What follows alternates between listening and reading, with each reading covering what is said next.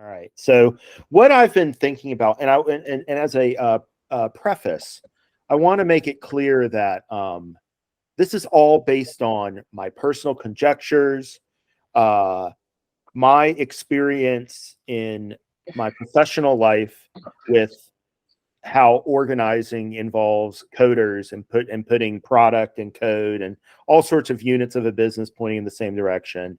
Hey, Barish, we're just getting started with the main presentation. Um, how to get people in like neighborhoods and communities and activists organized. Um, all of this comes from my personal experience, and I've kind of pasted it to a certain extent upon the conundrum that I found myself in 2018 when I suddenly didn't have a home for spiritual things. And so this is kind of like how this has evolved, but it's been very piecemeal and catch as catch can. It's open to criticism. It's open to interruption. Please feel free to just jump in and interrupt me with any questions. This is very loose, and my notes are very loose. And you shouldn't take the fact that I have slides as anything, but I had a little extra time after I put my notes together, and I wanted something so it didn't rely upon me thinking of everything all the time. Okay, with that caveat and with the notion that dissent and critique are welcome, what I want to talk about is the idea of spiritual organizing, because I believe that we are at a moment now with the tools of remote communications very openly available, the level of interest in the law of one kind of hitting a critical mass of some kind. Not enough of a critical mass for social memory, but a critical mass of some kind. And then sort of some insights that I've had presented to me where it seems clear that like there's a way to go about this that doesn't have to be as kumbaya-ish as we all think. It's not just going to be everybody being best friends with everybody else. I don't think that model is really useful. I tend to have the intuition that when social memory comes together, it's going to organize on some sort of cellular level where the connections are going to be very particular to the character of the cells and how they make the whole interface with the planet as the subconscious of the social memory complex, and the people in the social memory complex, the mind-body-spirit complexes, as the conscious. Because there's a lighthouse that goes into this, and if we adhere to the notion that in fourth density, the veil is going to drop between our individual consciousnesses and unconsciouses, it's also maybe the case that it will also drop between the earth as an entity and us as a unified complex. So I think that you have to be very careful in having a strategy for approaching this, right? Because there's so much that you don't know. This is really about getting a conversation started. It's not about me handing down the way to do it. I don't know the way to do it. I don't even know if the working group is going to continue to work out. These are all just things I'm throwing at the wall and seeing what sticks. But I would welcome, what I want to do is start the conversation, and I welcome the input. So I want to start with three items. What is organizing? What am I talking about in material terms? What does that have to do with seekers and the spiritual dimension of this? And then where would this possibly go? All right. So what is organizing? What is that thing that they kept saying that Barack Obama did when he was in Chicago? What is that thing that everybody is looking at labor organizers doing? And I just seen this term come up over and over and over again. I used to think that it was a kind of superficial thing, right? Organizing is a way to sort of create a polity that then you can lead and tell what to do and be the face of. But I really, like, from Occupy Richmond on, started to see that it's really about creating a way in which a group of people with a common interest or problem can come together to address it, to solve it, to work on it. And in the process of doing this, in the process of this work together, build trust and relationships that can be relied upon and are sustainable.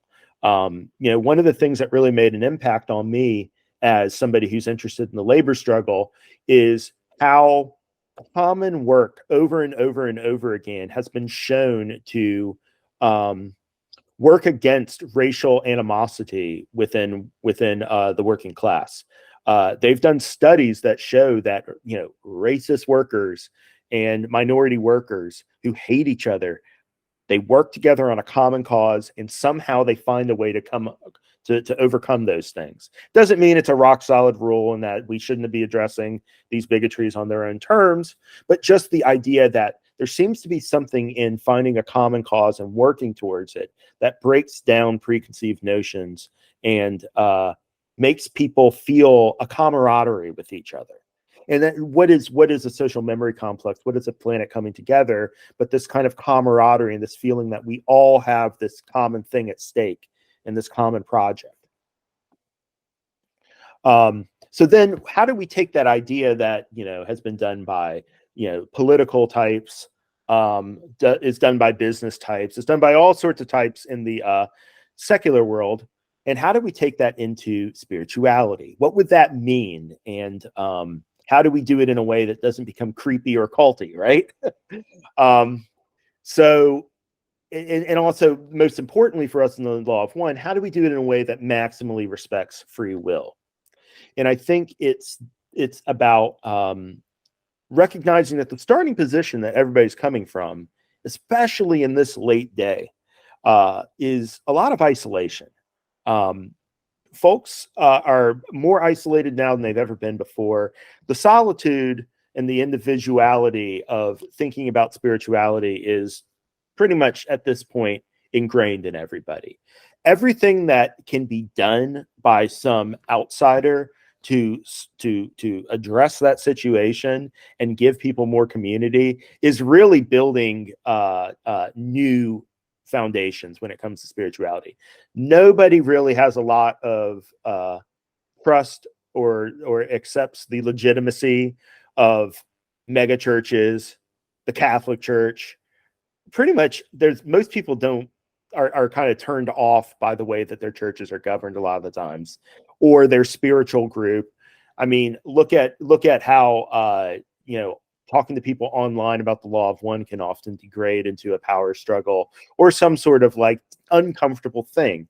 One of the things that made me want to create a working group where we would have tighter knit connections is the experience of trying to build community on Bring Forth with all of the other people who were interested in LL research, and seeing how anybody could just walk in off the street and knock over a finely tuned harmony that we had worked hard to bring into existence. And that didn't mean that we didn't try over and over and over again. I didn't take from that experience that everything about Bring Forth was bad. There was actually a lot of really good connections that were made on there, at least in my opinion. The issue is that no one group, I started to consider, no one group can solve all of these needs. I remember at the Asheville homecoming event, I think it was the first one in 2017 or 2018. They were talking about marriages this way. We put so much duty and responsibility on a marriage to be, your lover, your friend, your confidant, your financial partner. A marriage bears a huge load, and it's a shame that we don't have. I mean, in other indigenous societies, this wasn't that way, right? Like there was a lot more flexibility and fluidity because the community as a whole was together. And that's kind of how I see any sort of like seekers group, especially online. It's just a lot of weight for it to hold with very little tools for people being able to govern it effectively. Although I will say that the new Bring Forth using Discourse software has really improved a lot, and I've been enjoying participating on there. But it still only has like a certain dimension of conviviality. It's not the whole thing. And so What I wanted to experiment with was a model in which we could have multiple levels of community that are all meeting different but interrelated needs. And so a seeker has a holistic way of engaging other selves. With the goal at each of these levels, we are trying to build trust. Seems clear to me from the messages we've gotten from the Confederation that this trust is what is going to be the common coin of social memory. It's going to be facilitated. I have an intuition that we're going to learn to trust, and then we'll have the capability to do telepathy and to see into each other's hearts. It's going to come from us making ourselves vulnerable and everybody else doing this, and then we will get that network coming together. It's just a conjecture of mine, but I do think that building trust is something we can do right now. It's something that's desperately needed, and it doesn't even have to necessarily be thought of in a narrowly spiritual way, which is kind of where I'm going. And then one other thing that maybe hasn't gotten enough attention lately is the resources. Online seeking does take resources, and not all of it is able to be done free of cost. So there is a sort of conundrum there where we don't want a seeker to not be able to access community due to lack of funds or something like that, or not having a computer if possible, right? Like that's a huge situation. It's a key that we need to make sure is as standing as little in the way as possible of people seeking. So where do we go from here? So I consider there to be sort of three different levels at which things are happening. I have sort of assigned, based on my own reasoning, duties to each of these scales in the groups that represent them for a given seeker, and how they would be separated and why. And I'm going to go into that now. But I think that there is a place for three levels of organizing. One would be local groups. So this would be like your local meditation group, your local Law of One study group, where you get together at a physical location with physical people who you can look in the eye and you can talk about spiritual matters, maybe not even Law of One related necessarily. You're building deep connections with people who can share energy directly with you. And that's the most important thing. That's the level, that energetic level of community is what's taken care of there. At the remote scale, what we're talking about is something like the working group. It is a virtual group that is virtual in virtue of the fact that it's hard to find Law of One seekers who are knowledgeable enough with the material, have done the work on themselves, right? They're doing daily meditation, stuff like that. That's hard to find in every city, every locality.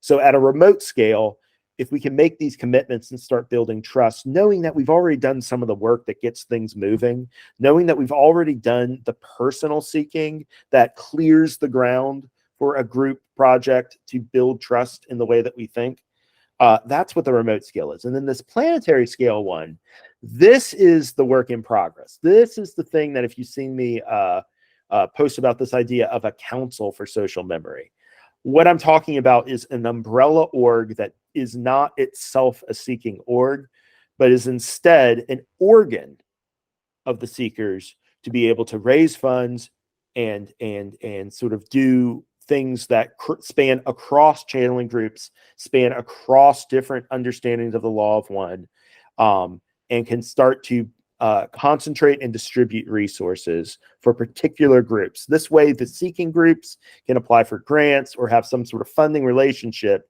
that doesn't make them the same decision makers as the ones who are collecting the money. To me, this is an issue that I saw at other organizations, and I want to nip it right in the bud. To date, it's been working group members who've been funding our activities out of pocket, and I have had a great pleasure in doing that. And I know that the others who have contributed have had pleasure in that as well. But it's important to recognize that it may not be sustainable. Things can happen. We're going into tumultuous times.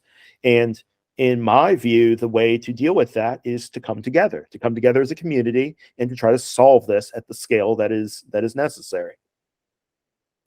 All right, so I already talked a little bit about creating local meditation groups, but I think this is the part where working group members might find the most profit in considering in their own lives. And let me just say at the outset that this is kind of a scary thing sometimes, because if you don't have a lot of seekers or people who you talk about this stuff with in your life at home, then it's hard to know where to begin. I would say that a good way to begin is to focus on meditation. Most people know what meditation is. By the fact that they're showing interest in meditation, you've weeded out a lot of disinterest and people who are in maybe the sinkhole of that indifference.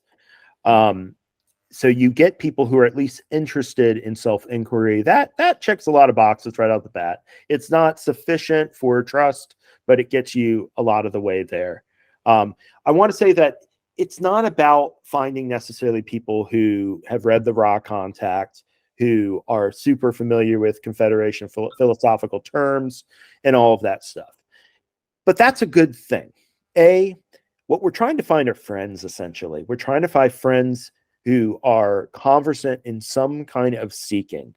And it gives you an opportunity to take the values that you've been studying, the principles that you've been trying to apply to your own life, and learn how to talk about them in other people's terms. Meet them where they are, rather than having them come to you.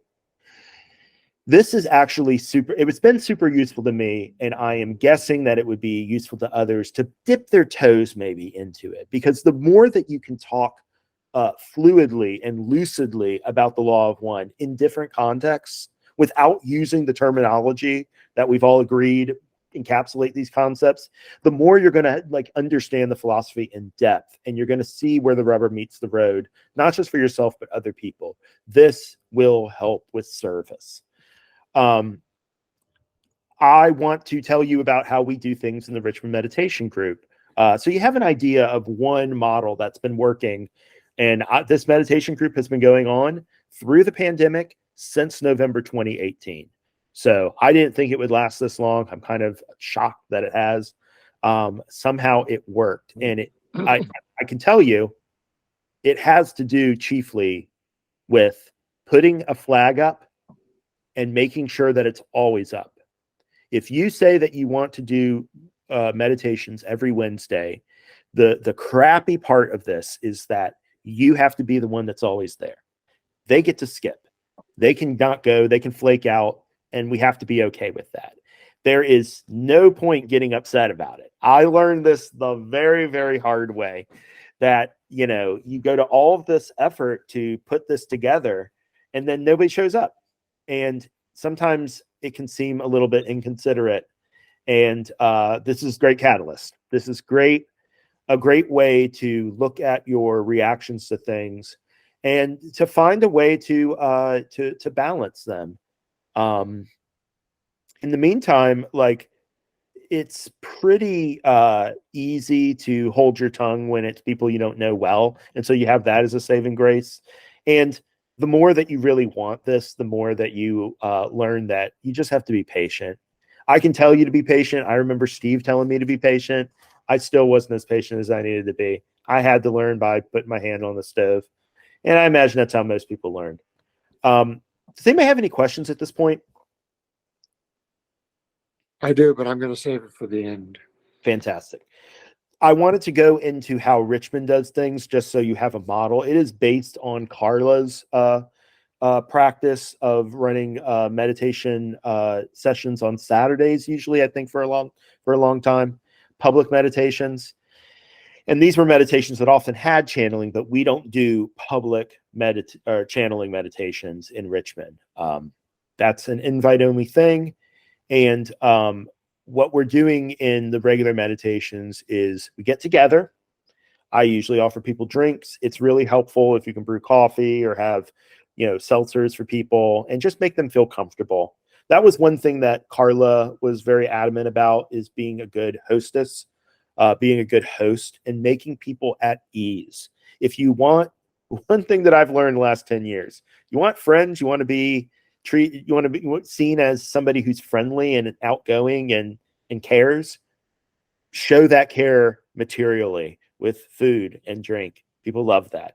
Make sure they know where the bathroom is, all of that stuff. It seems very, very, very rudimentary. And I now understand why Carla goes into so much detail in her channeling handbook about these rudimentary details, because it's so important to set the vibe, as the kids say. You got to get the vibe right. This is where people will start to open up. So after everybody's settled, and we like to do it in a circle in my living room, we go around the circle, and sometimes we don't go in order because people have different levels of openness about sharing where they're coming from, but it's about sharing what's in your heart. This is a lot more important when you're doing a meditation, because it's in sharing what you're thinking about, what you're struggling with, what things you've dealt with in your week that gave you catalyst. Those things lead to the formulation of a group question. But when we're talking about a meditation, we really just use it as an opportunity to inventory the energies and dynamics within us. And I can't tell you how many times I've talked about what my week has been like, where I found myself coming to realizations by talking about it. In software, we have this idea of rubber ducking, where sometimes when you explain a problem that you can't figure out to somebody else, in the explanation of it, you figure it out just because you've made it, you've called it up to your conscious awareness in a way where the details of telling it make you go over it and you find something that you missed. We say rubber ducking because you could just as easily have this conversation with a rubber duck. You don't really need a live person to do this. But having people listen while you just talk and pour your heart out in some cases, it's a great practice. It can sometimes be uncomfortable, and I've seen it get uncomfortable. And again, that's an opportunity to exercise patience.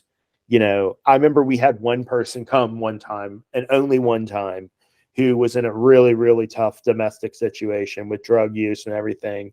And she just kind of bawled for 5 minutes. And that was super uncomfortable. But it was nice to be able to heal that with a meditation in a group of people who cared. It was an opportunity that I would never have had if I had tried to exclude this person or, show them the door for it being too real. You know what I mean? So I took a lot from that. One big rule I would say when people are sharing is no interruptions. The point is not to fix the problems that people are cataloging. It's to make space for them to be expressed and to make people feel that they can get this stuff out and that there's no judgment. If you want to talk about anything, talk after the meditation.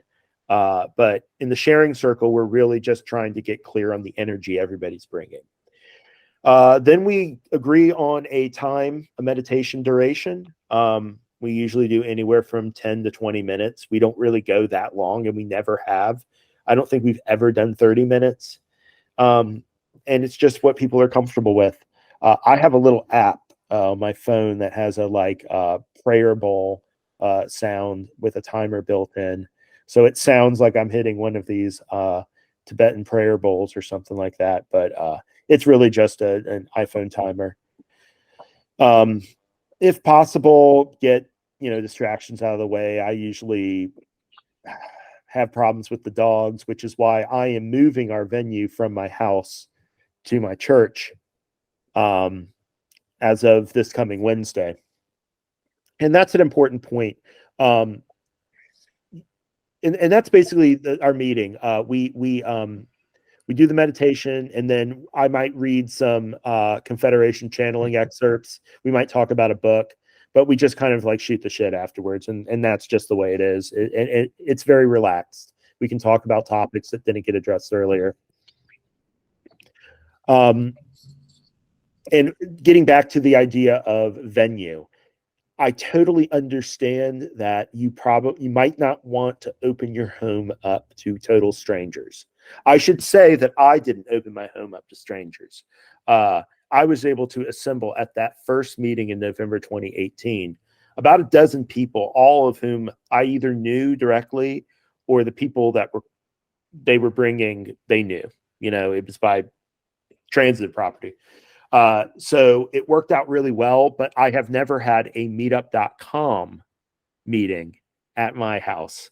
And that's something I've been trying to do on the side as more of an educational lecture on the law of one. And I've only done that online. I haven't figured out a place where I would be comfortable having strangers off the internet come. And I would not fault anybody if they didn't want to invite people into their home for this, whether they know them or not. So one of the things I would suggest is to find where the community already is and get involved there.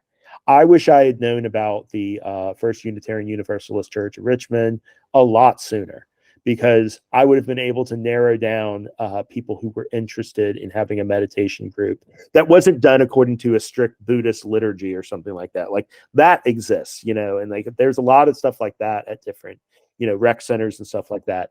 What we are offering is something that's a little bit less structured and a little bit more open and inclusive.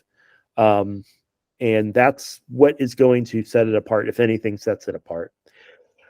So if you can find where the people already are and become part of that community, it seems a little entryist, I know, but it actually is a way where you can start getting resources that don't rely on your house to put the meeting together. And so anytime, but I've heard people meeting at libraries, in parks. The Richmond group has met in parks before. We met outside a lot of time during the pandemic when we just got tired of meeting online for meditations.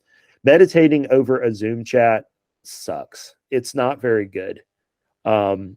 It's much better to share the energy in person whenever you can. We did do a lot of online meditations, but I think that it's as a last ditch effort to keep things together.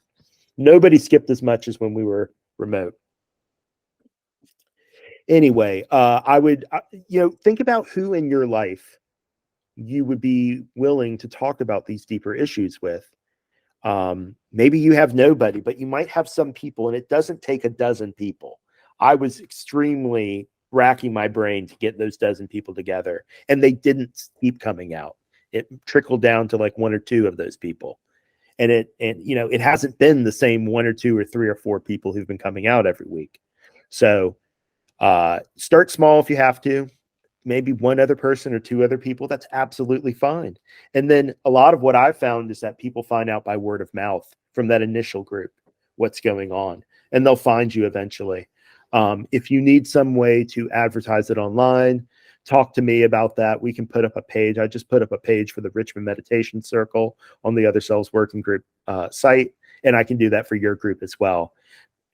It's a shame because I tried to get LL Research to put it on their list of study groups, but I haven't gotten any response from them in a year. So anyway, the idea is that you're trying to get that in-depth personal friendship connection with people. And this will serve you as you do group seeking with the working group.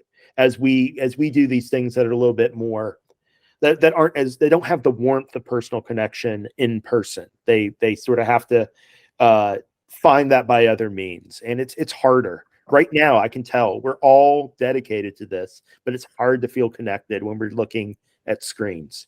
So the idea is that you get your physical proximity energy from this group, and then that can kind of tide you over while you do working group activities remotely. And since we're on to the working group, I'll talk about what the remote scale working group idea fits, where that fits in my view. The idea is that we can get a little bit clearer about our group seeking, a little bit finer tuned, a little bit more focused. We have a common vocabulary. We have a common commitment to each other to meditate every day. And so we're bringing our best selves as a group and networking that. We are looking at our catalyst. We are studying the law of one, and we're making progress, and we What I'm hoping is that as we all make our individual progress and use our relationships with each other to reflect back and see parts of ourselves that we can't see in our local groups or in our local relationships, because maybe the mirror is just not tuned to that level, right? It's nice if I can talk in terms of catalysis with one of you, and we can just speak on that term, and you know exactly what I'm talking about. There doesn't have to be like any personal judgment, because you understand that everybody's got this stuff, right? And we have this background that sort of like we can use to more efficiently seek together. And then it also makes it possible for us to deepen our understanding through the potential for group work. The flagship project being the channeling circle. But there are other projects that are possible. People have put together tremendous presentations, which we've been able to share with other seekers. That's a tremendous resource, and I've gotten great feedback about that from people. They may not always say it publicly, but they really appreciate these resources, and they can sort of dip in and dip out. They don't have to have the level of commitment that we do. We're also trying to also working together on group projects. I'm hoping is going to bring us closer together, and so we can start to open up to each other. I mean, many of us are already opening up to each other, but there's always further to go, right? One day I hope maybe we can have some sort of magical working circle as a group because of the relationships and trust and sincerity that we're building right now in our work. That may be a decade off, it may be a year off, I don't know, but these are all possibilities that can occur because we're doing this work, because we're doing this relating to each other. Not everybody wants to meet up on a Sunday evening and listen to some jackass tell them about their models of law of one organizing.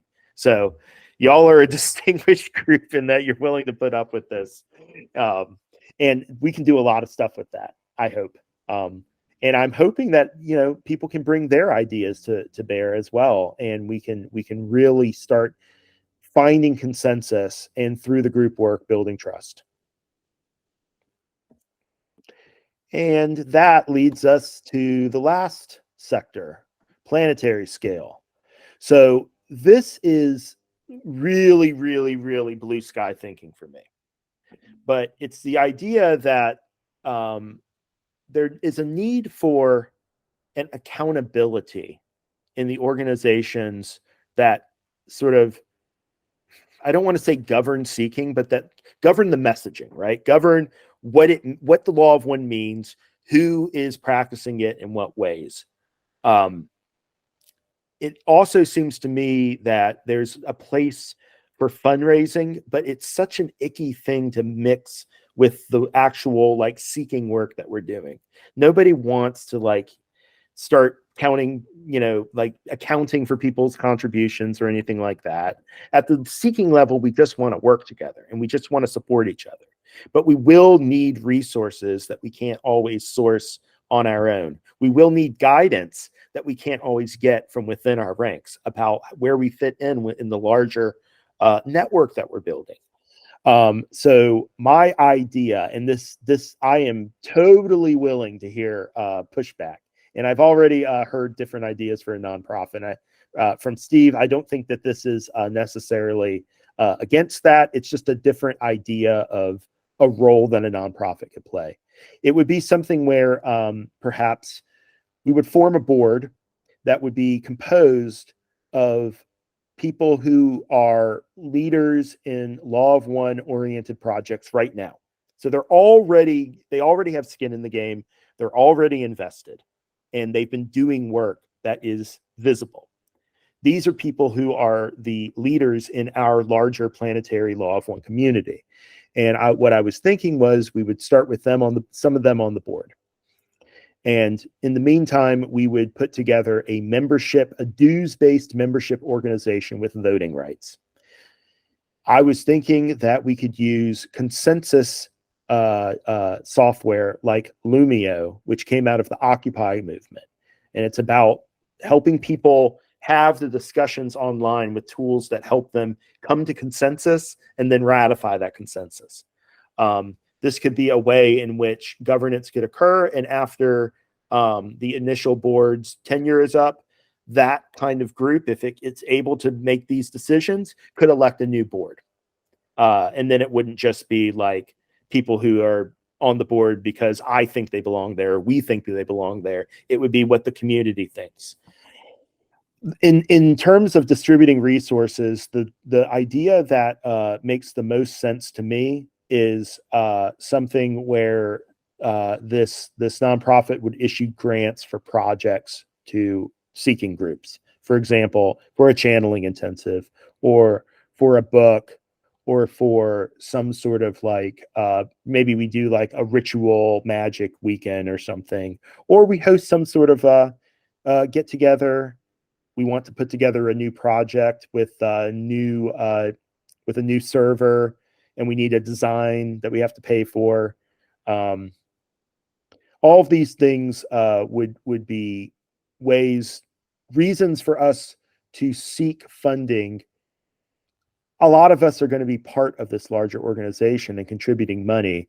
But what I'm hoping is that with some accountability in a formal governance organization and the transparency that comes from that, we can build accountability in a way that is truly democratic and that speaks to the interests of all seekers. All right.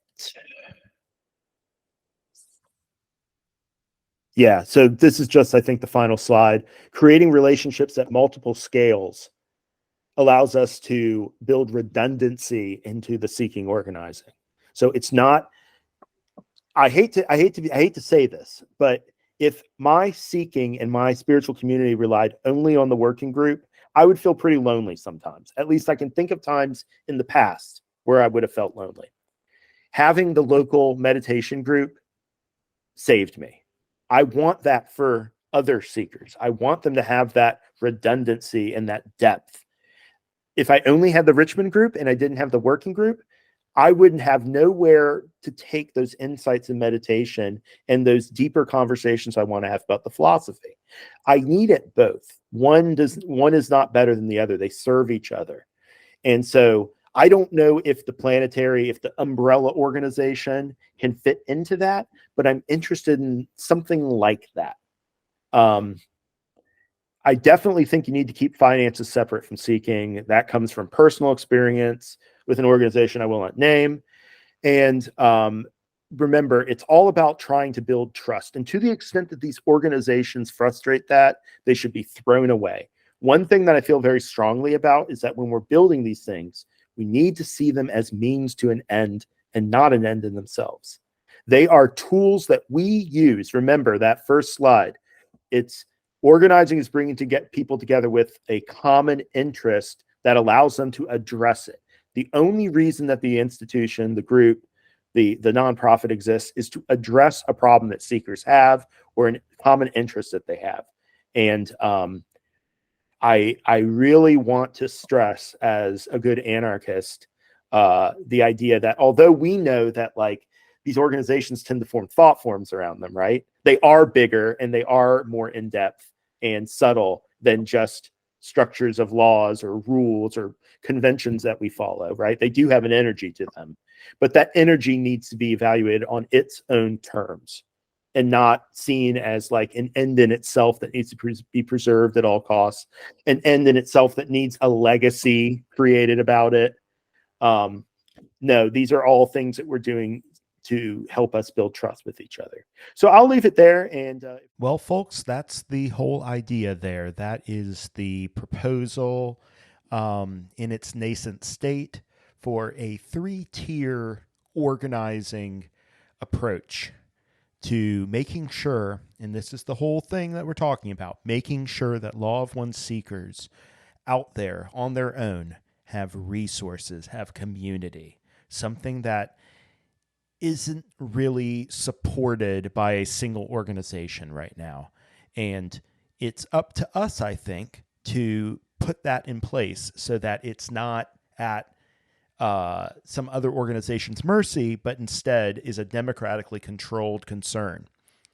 One thing that I left out is that this middle tier, the working group level, the way in my nomenclature, that is not supposed to be an elite. While it is a closed group, and it has to be in order for the trust to be built, it cannot be a way to create a clique or an elite, or to say you don't get to work at this level because we don't like you or we don't vibe with you or something like that. One of the functions of the umbrella organization that I left out was that it would facilitate and provide resources for new working groups. The idea would be that if there was an inability to accommodate a seeker in an existing working group, we could help them form their own. And we could probably, with some time, connect them with other seekers who we've run into who wish this. It's a way in which there is no single working group that is the one working group to belong to. Instead, we're seeding working groups, and we're coming up with a kind of network or confederation of them, all having perhaps different foci in their seeking, but all united under the law of one in a common ethics and way of thinking about the situation on Earth.